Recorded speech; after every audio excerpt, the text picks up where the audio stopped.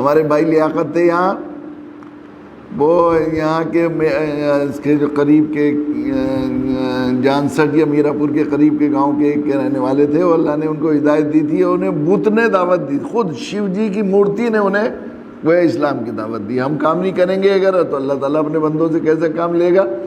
وہ یہاں آئے، ہمارے یہاں حضرت مولانا مفتی ظفیر الدین صاحب دیوبند کے علماء تشریف لائے ہوئے تھے، تو وہاں آئے کہ میرے بھائی کو کلمہ پڑھا دیجیے، تو میں نے کلمہ پڑھوایا حضرت مفتی صاحب سے۔ پھر میں نے کہا تم نے بھی کلمہ پڑھا ہے کہ؟ مجھے پہچانا نہیں، میں تو 3 بھائی اسلام لا چکے ہیں اب اس کے پہلے۔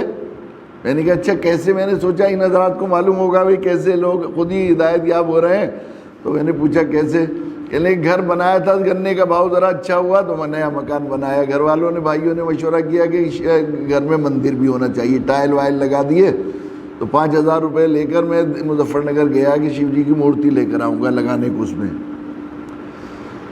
وہ وہاں سے لے کر آ رہا تھا تو شیو چوک پر دیکھیے اللہ کی شان، ہدایت بھی کس جگہ ہو رہی ہے جہاں تمام شرکیاں سارے وہاں پر دھرنے اور سارے وہ ہوتے ہیں، شرک کا گڑھ ہے وہ شیو چوک، ان کا مرکز ہے، ایک طرح سے علامت سمجھی جاتی ہے، وہاں اللہ ہدایت دے رہے ہیں۔ عجیب اللہ کی شان ہے، کہاں دے دیں اور کس طرح دے دیں، اللہ کی عظیم شان ہے، ہم نہیں کریں گے۔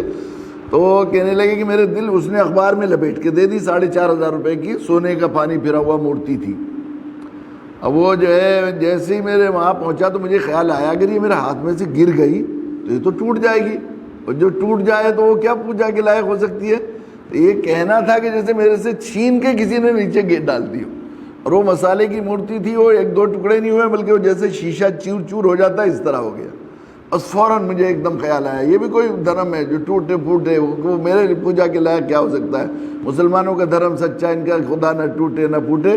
تو وہاں ایک دکانوں کے اوپر ایک مسجد ہے چھوٹی سی، صوفی یاسین صاحب رہتے تھے، کالے کپڑے پہنتے تھے، حضرت مولانا استقال حسن صاحب کے خدام میں شمار تھا ان کا۔ وہاں پہنچے جا کے میاں جی میری سمجھ میں آ گیا، بس تو مجھے مسلمان کر لے، مسلمانوں کے دھرم سچا، نہ ان کا خدا ٹوٹے نہ پھوٹے، ہر جگہ موجود ہے، رہے، سمجھ میں آ گیا۔ تو وہ ذرا کہنے ڈرے نہیں تو پڑھا کر مسلمان مجھے، تو اس قدر دھمکا کے کیا انہوں نے کہ وہ منع بھی نہیں کر سکے، انہوں نے کلمہ پڑھا کہ میرا نام بھی بتا دے۔ تو لیاقت کوئی ان کا خادم بیٹھا ہوا تھا، انہوں نے کہا لیاقت نام رکھ دے۔ گھر پہنچے، مورتی نہیں تھی، تو بیوی نے پوچھا کیا ہوا مورتی لے کر نہیں آیا؟ تو پورا واقعہ سنایا، میں تو مسلمان ہو گیا۔ تو انہوں نے کہا تم نے بڑا اچھا کیا، اور وہ میں تو یہ جو حاجی جی کے یہاں جاتی تھی، میں تو اتنا میں سوچتی تھی یہ مسلمان کتنے مزے میں ہیں، ایک ہی خدا کو پوجتے ہیں، ہم تو شیو جی کو پوجتے ہیں تو ڈر لگتا ہے کہ کالی جی ناراض ہو جائیں گی، کالی جی کو پوجتے ہیں تو یہ ڈر لگتا ہے ہنومان جی ناراض ہو جائیں گے، اس لیے احتیاط کرتے ہیں، اس کے سامنے دوسرے کو پوجا کرتے ہوئے ڈرتے ہیں ہم لوگ۔ اور میں نے تو اس مرتبہ 6 روزے بھی رکھے تھے، ڈر کی وجہ سے بتایا نہیں تھا، مجھے بھی کلمہ پڑھاؤ، پھر دوسرے بھائی، پھر تیسرے بھائی۔ ایک اور تھے ہمارے وہ یہاں کے بھیوانی کے جعفر بھائی، وہ بتا رہے تھے کہ میری ماں جب پوجا کے لیے جایا کرتی تھی تو منگل کے دن ہنومان جی کی پوجا ہوتی ہے، کسی دن اور کسی کی، کسی دن اور کسی کی، تو ہنومان کے مندر سے جب جاتی تھی تو گاؤں کا چکر لگا کے باہر کو جایا کرتی تھی وہ۔